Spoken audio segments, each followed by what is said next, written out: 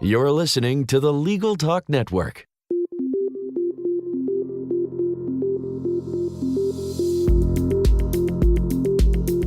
Hello, I'm Bob Ambrogi. And I'm Monica Bay. We've been writing about law and technology for more than 30 years. That's right. During that time, we've witnessed many changes and innovations. Technology is improving the practice of law, helping lawyers deliver their services faster and cheaper. Which benefits not only lawyers and their clients, but everyone. And moves us closer to the goal of access to justice for all. Tune in every month as we explore the new legal technology and the people behind the tech here on Law Technology Now.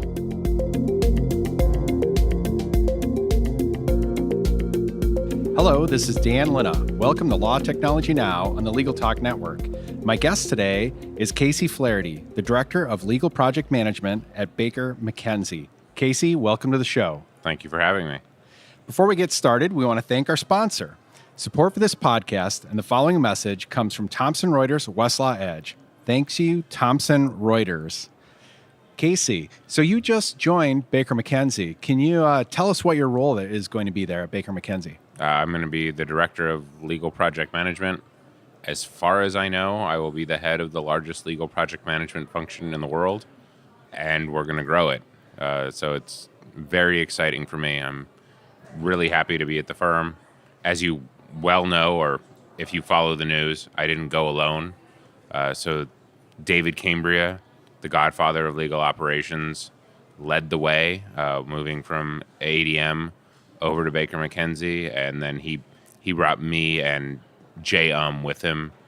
If you haven't read Jay, she's the most brilliant analyst working in legal, and so basically my plan is to be successful by association. I figure if I get in with David and Jay, everything's going to work out, whether or not I'm good at my job. Although I do plan on being good at my job. Okay. Before we could do a little bit deeper dive, like what you'll be doing at Baker McKenzie, can you just kind of, for our audience members who don't know, you can tell us a little bit about your background, your legal career up to now? So I used to be known as the Kia guy. I was a lawyer. I, out of law school, went to a large firm as a complex commercial litigator. I liked it. I then moved in-house at Kia, where I gained some notoriety for my approach to outside counsel management. Because as much as I loved my large firm and the people that I worked with were brilliant, I was convinced that a lot of the processes they worked in were broken. And that made me sad that you had these very smart people working extremely hard, and yet there was so much friction in what they did. It was so inefficient that you were wasting valuable time of valuable people. And so when I went in-house, there were lots of things I didn't want to pay for. I didn't want to pay for friction. And I had to figure out a better way to talk to my firms about legal service delivery, because most of what you traditionally talk to firms about is who does the work, as opposed to how the work gets done. But here's the thing. Who does the work is really stable. You hire great lawyers. And so the big questions aren't should you or should you not hire great lawyers, because the answer is yes, of course you should. The big questions, especially when you look at scale or you look over long enough time horizons, is how can you leverage that expertise through process and technology. And so that was my focus, is how to have different kinds of conversations. And I spent a lot of time thinking about that, working on that, eventually turned it into a guidebook for the Association of Corporate Counsel entitled Unless You Ask. And that's really the crux of it. I would go out to my law firms and talk to them about legal service delivery, but only after I'd done a site visit. So I know you're very much into lean and really, really want to start talking about the Toyota improvement kata, because nothing makes you happier. But so I would go to Gemba, right? I'd do a Gemba walk. Yeah. I would do site visits at law firms and sit with legal professionals, lawyers, and staff, and just watch them work. I'd be armed with my billing data, so I knew who was doing what, and I would ask them, okay, how do you do that thing that you keep billing me for over and over again? And just by asking those questions, it would surface a lot of insights into a way that things could be done better. I got some notoriety for that, with people heavily focusing on my finding that the low-hanging fruit of productivity improvement in legal is just getting people better at the technology they already have, that a lot of time was wasted because people are terrible at Word. So you were at Kia, then you developed a tool to help train people with Microsoft Word, Microsoft Excel, PDFs. Well, I actually didn't develop the training tool at Kia. I developed a test because when I told relationship partners that their associates were terrible at Word, they didn't believe me. And as our friend Deming says, without data, you're just another person with an opinion. Yeah. And so I had to show them. So I took tasks that took me less than 20 minutes and gave them to associates and paralegals and secretaries. Your average legal professional, what I could do in 20 minutes took over 2.5 hours because they had no idea how to use really basic features of common core technologies. And that got a lot of publicity, but it was actually one small piece of a much larger puzzle. I was interested in knowledge management, automation, delegation protocols, the use of checklists. Again, thinking about this question of systems, right? How do we leverage expertise through process and technology? I turned my infamy or notoriety not only into a software company built around the technology training that came later, but also into a consulting career where I worked mainly with large law departments, but also with some law firms around process reengineering. And clients sent me to a lot of law firms to continue these site visits. So over the last 5 years, I've probably spent more time watching lawyers work than just about anybody. And yes, it's as creepy as it sounds. So what kind of reaction do you get from lawyers generally when you ask them to explain their process for doing something? Well, you have to remember that I'm always been there at the behest of the client. Well, 99% of the time I'm there at the behest of the client. So there's the reaction I get and the genuine reaction or not, there's a delta there. Yeah. Sometimes I refer to this as a purple tie exercise. If a client says they like purple ties, when the client shows up, everyone's wearing purple ties. And then when the client leaves, everyone talks about how stupid it is that they had to wear purple ties. So I've been warmly received. It's a podcast, so you can't see air quotes around warm. People are confused. That's why we're talking about this as opposed to talking about substantive legal issues, because that's what really matters. But once you dig in, and for all the firms that I visit, I would write a report to them. And by the way, these reports read the same over and over again. They're not snowflakes, right? But when they would see that and you'd have the conversation around the report, I would say 80% of the time there's true recognition of something can be better. Although firms that are actually able to effectively get better is a much smaller percentage. So for a couple of clients, one of these has been, Jay actually wrote an amazing piece about one of these summits where the firms come and present their process improvements. At Microsoft, right? Yes. I tell my clients for those kinds of summits where the firms are improving something, and I've had summits where the improvements have been based on recommendations I've made, you have to be ready for the first summit that a third of them will be genuinely good, a third of them will be genuinely mediocre, and a third of them will be genuinely bad. And that's okay. Because one of the reasons you want to have the summit is you want the people who are bad to see the people who are good and realize that they can do better. Not because it's a gotcha moment and you're going to get rid of them the next time. These are long-term relationships, and you want to find ways to weave continuous improvement into the fabric of the relationship.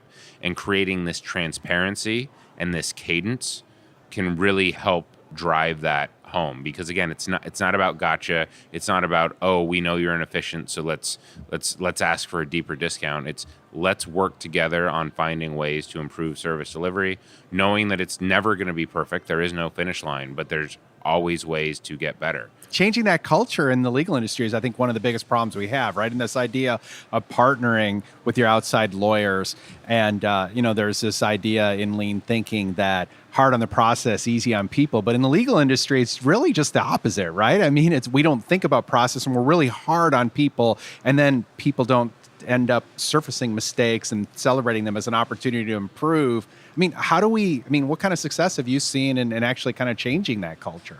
It's slow, but it's real. And it starts with trust. If there's a really good relationship between the in-house department and the firm, and they say it's okay to not be perfect, but it's not okay not to try, right? You have to try and get better. But to try and get better, you have to admit that there's actually room for improvement. And that's very strange because law firms, for understandable reasons, always want to represent themselves as perfect in every way. And I understand that impulse. And so you really need that level of trust.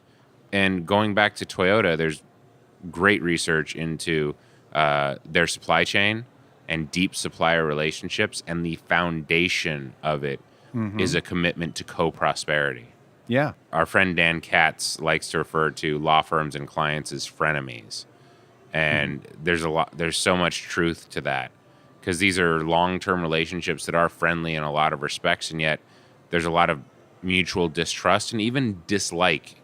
And I don't want to suggest that there's enemies, but there's some animosity and enmity like under the surface that doesn't get resolved, and oftentimes can metastasize. And we need to get past that in order to work together to get better together. Law departments aren't perfect either, and we're all on the same journey. Well, let me ask this too. Yeah, so you've been kind of ribbing me a little here about the improvement kata. Now, one of the things I really like about improvement kata is this idea of coaching, right? And we don't teach leadership frequently in management in law school. And, lawyers sometimes when they're managed, they feel like they're micromanaged, or if they're not micromanaged, they're just thrown in the ocean and we'll see if you can swim. And if not, I guess you weren't so smart after all, right? But the idea, I think, so you're talking about law firm client relationships. What about inside of the law firms, right? Can we be applying these principles better inside of the law firms? And do the law firms have the commitment to spend the time coaching and mentoring and developing attorneys with this model? I mean, how much is that a part of the continuous improvement that we need to see across the industry?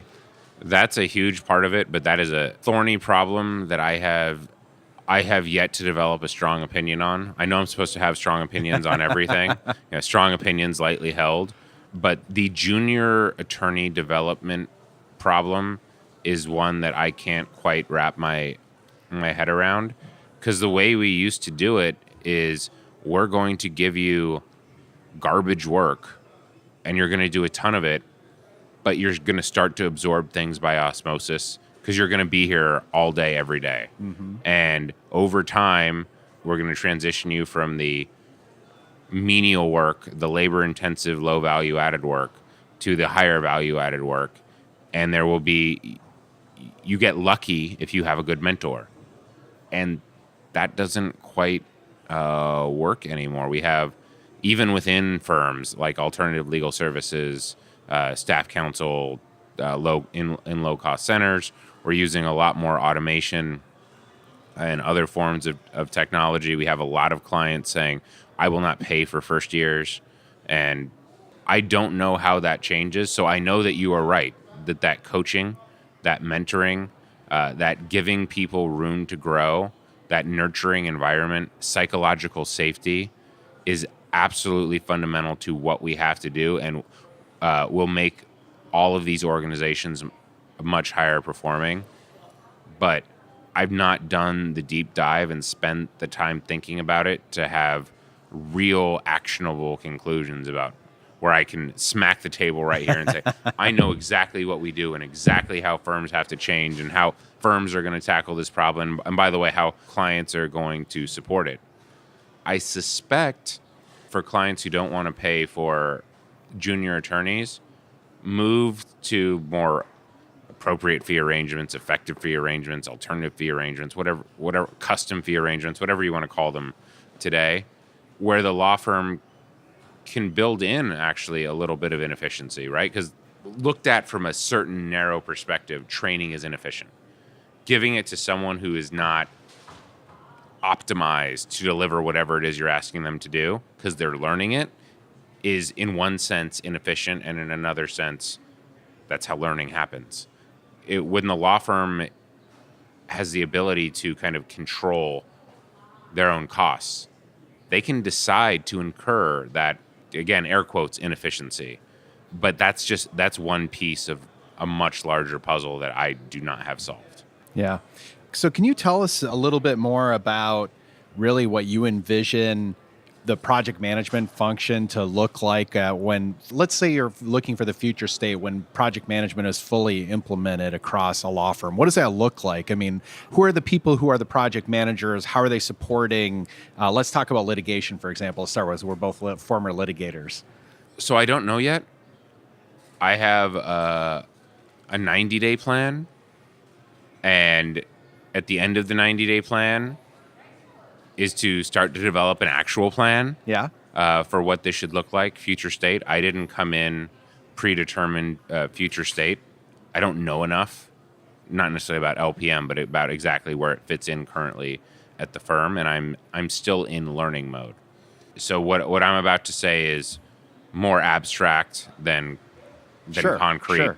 I see two things. I see the use of project managers on large matters and or large portfolios being actively involved in day-to-day, making sure that things get done on time, on budget, that they're right-sourced, that we have a holistic view into the matter, and that we're applying some rigor and discipline to legal service delivery, again, on time, on budget, and that's kind of a day-to-day activity. But that also the project management function does look at process improvement, and so that we're helping advance the firm overall in its service delivery capacity, even in areas where a project manager is not involved in day-to-day. And so if we're standing up a new process within the firm for how we handle a particular type of litigation, maybe the project manager isn't going to be involved day-to-day on those litigations, but they're going to help the litigators who are set up the checklists, set up the automated system for deadlines, set up the protocols for bringing in the e-discovery team, help them identify what can be sent to lower cost resources, lower cost centers. So there's a design and process and service delivery piece, and then there's also day-to-day actual active project management. So, I have a sense that you can go into a lot of law firms and in a lot of type of law practice, and if we consistently applied process improvement methods, lean thinking, continuous improvement, we could double the productivity and greatly increase the quality of many, many legal matters. What do you think? I agree with that. I don't know if I'm confident enough to put numbers on it, but I always believe there's room for improvement. Always. Significant improvement probably in a lot of places? Significant improvement. Now, I tend not to think in doubles. I tend to think 20%, 30%. Okay. But yes, I think there is absolutely room most places. And it's not because people are dumb or people are lazy any of that. It's, as I said in the beginning, there's a lot of friction, and it's invisible. It seems normal because it's always been done this way. And so we're doing what we've always done, and we've been successful. And it's very hard to step back and say, but is that really how we should be doing it now? Is it Bruce McEwen who says this? There's someone who has a great line about law is one of the only professions where if you took someone who practiced it 70 years ago and put them in a time machine and walked them around a law office, 80% of what goes on would still make complete sense to them. Yeah. Like 20% would be like, I don't understand what this glowing box on in your hand and the other one on your desk is. But a huge percentage of it would be familiar. I think that's a little bit overstated, but we do worship precedent. And for really good reason. There's a low tolerance for failure. And I'm not about to launch into a lecture on how we need to fail fast. This is more failure's really bad. We have low resilience for a reason, legitimate reasons. And so it's challenging to keep the machine running because you need to constantly produce while retooling the machine. Before we continue our interview with Casey Flaherty, we're going to take a quick break to hear a message from our sponsor. Thomson Reuters Westlaw Edge is the most intelligent legal research platform ever. Powered by state-of-the-art artificial intelligence, Westlaw Edge delivers the fastest answers and the most valuable insights, providing you with a clear strategic advantage. The advanced features on Westlaw Edge allow legal professionals to practice with a greater degree of certainty and confidence never before available. Visit westlawedge.com to learn more. And we're back. Thank you for joining us. We're with Casey Flaherty, the Director of Legal Project Management at Baker McKenzie. So, Casey, we were talking about process improvement right before we went to the break. It seems like most firms have a project management function, but they don't explicitly talk about process improvement. I sometimes wonder if we'd be making more progress if we made an explicit commitment to those as kind of, they're obviously related functions, but as maybe two separate functions inside of organizations. I mean, what do you think kind of about that from your perspective? We explicitly have separate within the team legal service delivery, which is kind of process improvement, from project managers who are doing the day-to-day project management. Both valuable, both valid, but we're focused on both, and we have a big enough team that we can separate them. They're also within Baker, very impressively, there is also a design thinking team that does innovation. Now, those tend to be much bigger projects, moving into kind of greenfield or blue ocean, whatever you want to call it, spaces, not so much the day-to-day that we're focused on. So the firm's committed to it in very impressive ways. You said most firms have a project management function. Most that do have is what I okay, because I would challenge you on that. The guidebook I wrote for the ACC includes questions on project management and how many project managers do you actually have, and how can they be involved in our matters. And when you dig into the numbers, most firms have very small project management functions relative to their size. I remember a global firm got all kinds of press because they were doubling the size of their PM team.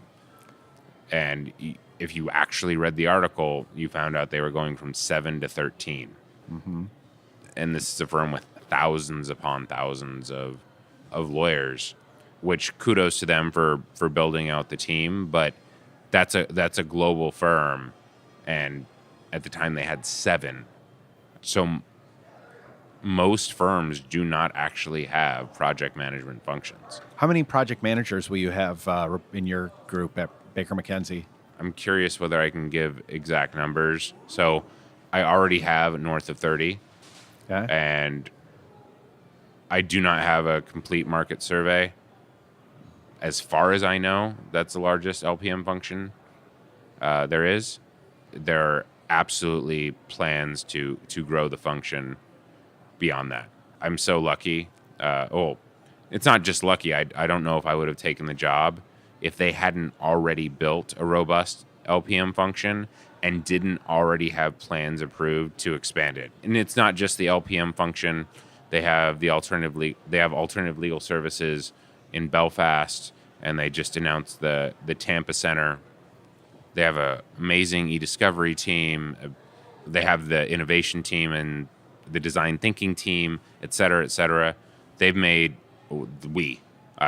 So I'm thinking they because this is when I was evaluating the firm to join them. Now it's we. It's really impressive how they've invested in all these different functions. And that's real money. These are real people on the ground. It's not just something that you talk about.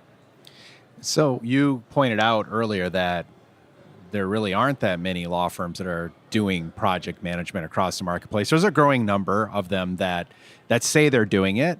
I think some of those firms, my senses are they're scoping a matter, they're providing a budget, but there's not actually project management help to execute to a plan. There's not a closing of the file where there's a retrospective and reaching out to the client and looking for room to improvement.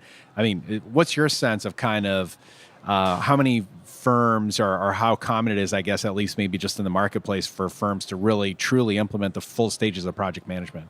My sense of the market is that it's extremely rare, and even within the firms that are doing it, it's a low percentage of matters and clients. We are still in the early days of LPM because we're in the early days of integrating allied professionals into legal service delivery. Law firms have traditionally been lawyers and staff with a big dividing line between the two. And we're moving into a world with much more focused on integrated business solutions, which requires a lot of skills to support the lawyers. The lawyers are still the core. No, there's no question about that. But this is still relatively new, relatively early days, and it's going to take a long time to change the way that we do what we do. But that said, we're getting there. We're moving in that direction in taking meaningful steps. And now I'm just speaking the industry, obviously. I'm not. Yeah, right. I, for one, am heartened at the same time that I can respond to your question and say I think it's pretty rare, but we're poised to start doing it. There's a recognition that it's finally time, and that it's necessary, and not only that it's necessary, but it's useful. Yeah. So you and I have chatted before about this, and I'm going to go here and I'm going to ask this. Like, why do we have to call it legal project management? It's project management. I mean, isn't it too much of a tip of the cap to the lawyers? We're special, we're different, that we get to call it legal project management. Seems like it works fine in every other industry vertical just to call it project management. I saw NASA is hiring project managers. Nothing so special about going and, building rockets that you have to have a different kind of project manager. Can't we just have project management in legal, and might that actually help for adoption if we just called it project management? So I'm absolutely fine with that. I wasn't there when they coined the term. That said, this is not the hill I'm going to die on. Okay. I just think of it as project management applied to legal, because project management can be applied to anything that has projects, and legal is just one of any industry that has projects. I'd be curious as to what the origin of the term is and why we had to call it that. Like, I'm a Lean Six Sigma black belt. I didn't have to go and do legal Lean Six Sigma black belt, right? Yeah. So I don't know why we call it that, but we do, and it's in the lexicon. And if you say legal project management or LPM, most people have some sense of what you're talking about. Whereas, oddly, if you say project management, they'll look at you sideways or a bit strange. So if you are able to change that, I am on board. All right. Like, I'll sign a petition. I'll put a tweet out, but I'm certainly not going to, in my day-to-day interactions, correct people and say, no, we're not calling it LPM. Especially because it's literally in my title. Yeah. So I'm not going to go to the firm and say, no. I'm going to be director of project management, not legal project management. I'm still trying to find the bathroom. I don't need to get in the fight with anyone over the title. So when we think about, there's a lot of discussion about technology, and one of the things that I've been trying to get people to think about is, before we get to implementing technology, people process data technology frequently is the way I talk about it.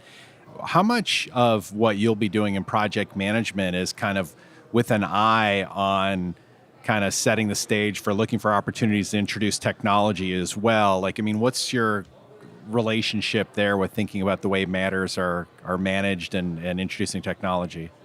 That's a huge part of it.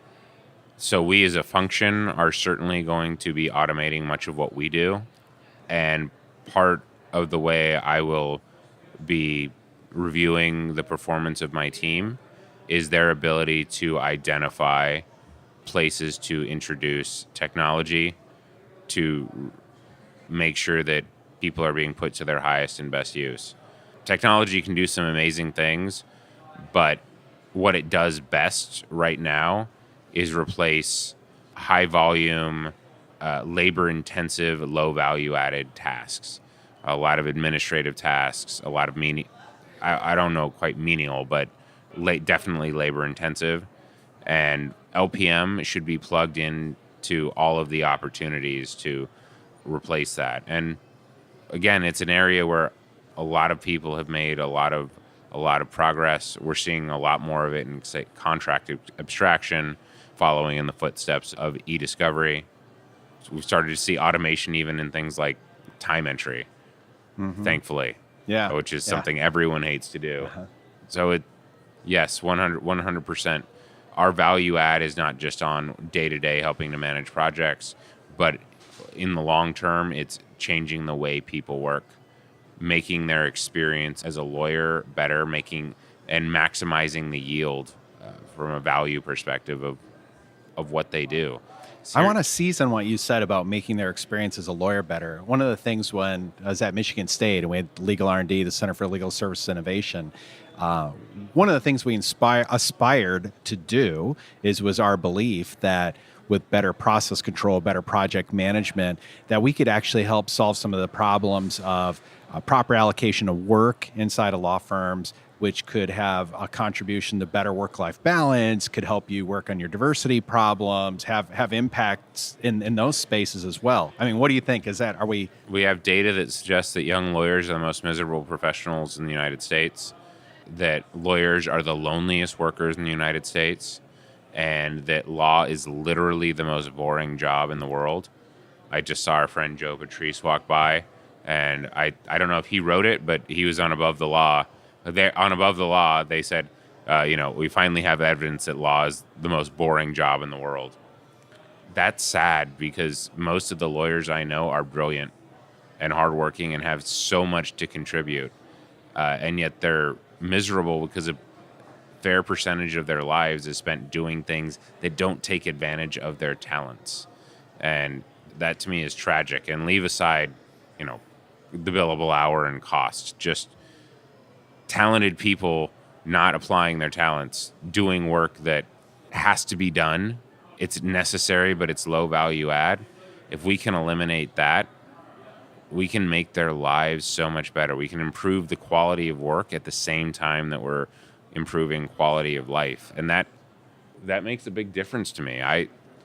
This journey started for me as a young associate who loved being a lawyer and hated a healthy percentage of what I spent my time doing.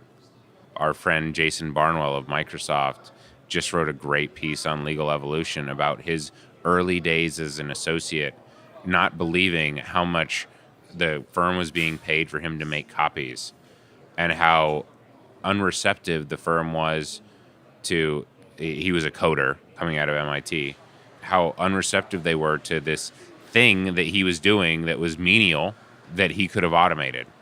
That's not surprising to anyone, and yet I really feel like those attitudes have shifted remarkably, especially in the last 5 years. The partners I talk to, and it's not just at my new firm. Again, I was doing site visits for clients before this. There's been a real shift in perspective, and clients have been a big part of that, but there's also been a kind of a new generation of law firm leader that, for lack of a better term, gets it. So overall, I'm hopeful. I always have plenty to complain about. I'm a professional complainer, but in general, directionally, it's good times for people like us who are interested in things like this. Well, how do we get more people interested in these things? I mean, I still talk to too many lawyers who have never heard of clock. They say, well, what's clock? Right? They don't really know kind of how corporate legal departments are changing, things like that. When you start talking to them about these things, they say, wait, Dan, you don't understand.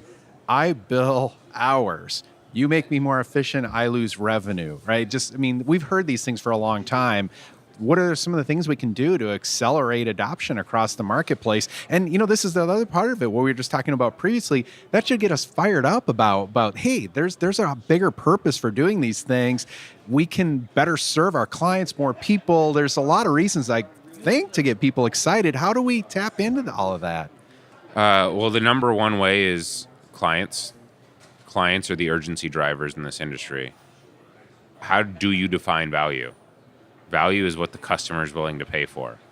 And how clients behave is going to be the primary factor in changing behavior and perspective. But the other thing is you have to come in with a compelling story that you're going to make someone's life better. And life better can be because I'm delivering superior quality. It can be I'm doing it faster. I'm more consistent. I'm saving my clients money. I'm upping my profitability. There are lots of ways to look at improvement, but one of the mistakes, and I'm as guilty as anyone, is when you approach people and simply tell them they're doing it wrong. Yeah. And suggest to them that they're some combination of stupid, lazy, or greedy. They're going to shut down pretty quick. Whereas if you start with some empathy, and from their perspective, and can help identify pain points, then yes, you can communicate it. Now that's one-to-one, right? That's retail politics. Mm-hmm. Systemically, I'm not sure how to do it other than clients or in larger firms, high impact, high visibility. If you are working with members of various committees on the largest accounts or the most profitable accounts for the firm, and you are making a material, measurable contribution, that gets around. One of the mistakes that people often make is they focus on the most troubled accounts. Like, let's take the work that it's the most challenged and try and get better at it. And oddly, we tend to ignore that which is going well. And yet, if you take that which is going well and you make it better, you can have a much more profound impact than when you take something that is going poorly and might make it slightly less bad. Yeah. Well, that's another thing that I think is interesting sometimes when people talk about this. They think it's just about commodity work and race to the bottom. And they suggest that the bet the company work, we don't need project management. It's like, wouldn't we actually need even more than that? Because if it really matters, then we should be improving our processes and using really strong project management. And that's why you start with the focus on quality. But yes, we want to reduce costs. Absolutely. But if your primary sales pitch is we're going to cut spend, it sounds like you're trying to do it on the cheap. And that is not true, right? It starts with quality. Quality, consistency, speed. Cost savings need to be talked about, but if it's all you can eat sushi for $5, that sounds bad. I want to seize on, you mentioned empathy, and I think empathy is at risk of becoming a buzzword like other things. And to me, I hear people complaining, frankly, the lawyers, we built this, they won't use it, they won't adopt it. I think there's an engagement problem that's not being acknowledged there. When you explained to me earlier what you were doing, going to Gemba, spending time with people, isn't that a part of what we need too? A lot more of that, like spending time with the lawyers, learning what their real pain points are that they're going to suddenly be interested in what Casey Flaherty's selling? Yeah, well, because you stop speaking to them in generalities, and you can point to specific things they do day to day and show them how that thing can be better. You can textualize it, and you make it concrete in the ways that just general, hey, project management will help you. Well, what does that even mean, project management will help you? But if you say, here are 10 things that you do every week, half of them can go to a resource who is going to do it better, and the other half can be automated. That's a completely different conversation than the generic, hey, project management will help. Yeah. You mentioned Unless You Ask, which I think is a really great resource. I've had students in my classes read that. One of the things I really like there is there's a lot of focus on data analytics now, which I think is great. And I think we're going to do really big things with data analytics. But people are trying to run when they can't even crawl or walk, right? I mean, I think you were talking about collecting small data and at least being able to show someone the interquartile range of outcomes for particular matters or something like that. I mean, what's your sense out of the AmLaw 200? How many firms are even just doing something basic like that they could tell you their last 10 litigation matters, what it settled at or verdict was, what their early case assessment was, basic data like that? My sense is it is actually improving. Yeah. And this is one of those places where I've been skeptical of we're doing big data, because no, you're not. And it's all going to be AI and machine learning. Well, some of it is, but a lot of it isn't. Like, really what you want is, most of the time, is clean data and some basic regression analysis, right? Yeah. When you're saying AI, you actually just want the AI to clean your data so you can do some pretty rudimentary analysis.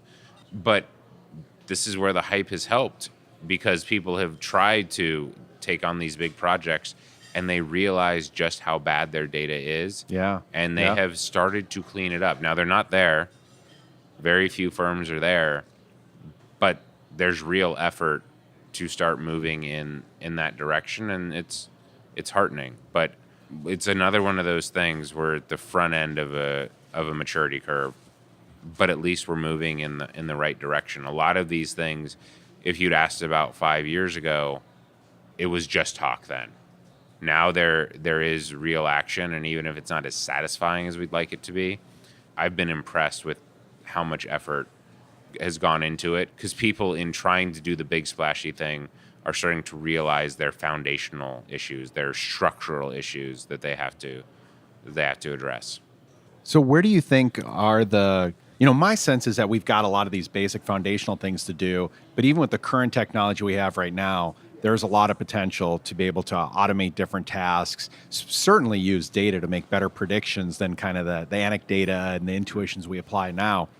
Where do you think are some of the safer places to make bets that we're going to see kind of radical transformation of components of law practice?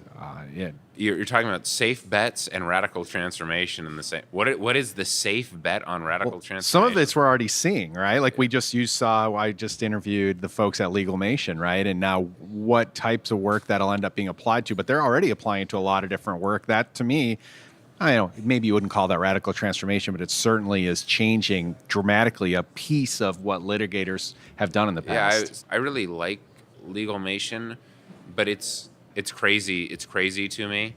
I love that they have the neural net to add structure to unstructured data, and then now that it's structured, that it's in fields in a database, they can then use it to populate templates.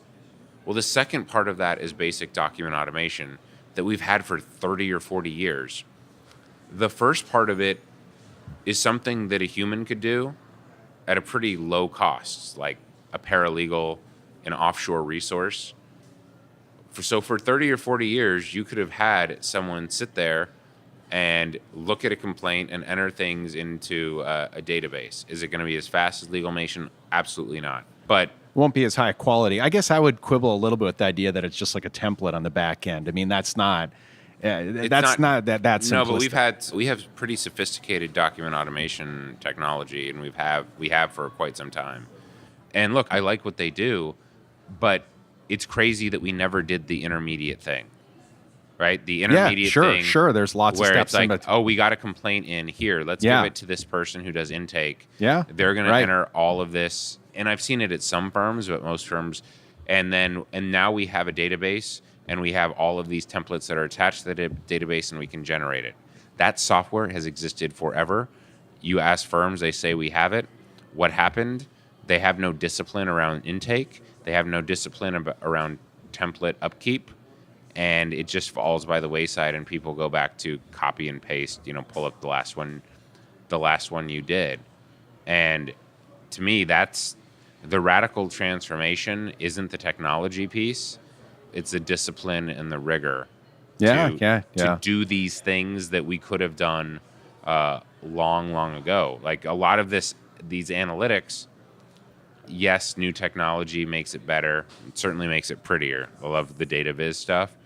but it starts with basic data integrity and having good data hygiene practices that we could have done for years. Yeah. For years and years and years, but we haven't. And so I'm excited about that technology, but I'm much more interested in kind of the discipline and rigor. Yeah. Well, I maybe am a little more bullish on the technology than you are, the capabilities, even as it exists currently. But I agree completely that I think there's so much basic stuff we can be doing. And in fact, if we really want to empower those tools, it's basic data science, and it's all about the data at the beginning. And yeah, I think a lot of the data people talked about is garbage. There's a lot of missing data. We're not actually tracking the things we would need to track. And so getting more discipline and putting together better data repositories, having that data that we need at the beginning, it's going to open up a lot of additional possibilities. All right. Well, hey, Casey, it's been great talking to you here at Legal Week in New York. And this has been another edition of Law Technology Now on the Legal Talk Network.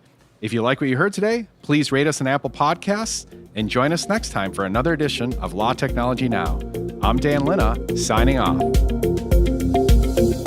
If you'd like more information about what you've heard today, please visit LegalTalkNetwork.com. Subscribe via iTunes and RSS. Find us on Twitter and Facebook, or download our free Legal Talk Network app in Google Play and iTunes. The views expressed by the participants of this program are their own and do not represent the views of, nor are they endorsed by, Legal Talk Network, its officers, directors, employees, agents, representatives, shareholders, and subsidiaries. None of the content should be considered legal advice. As always, consult a lawyer.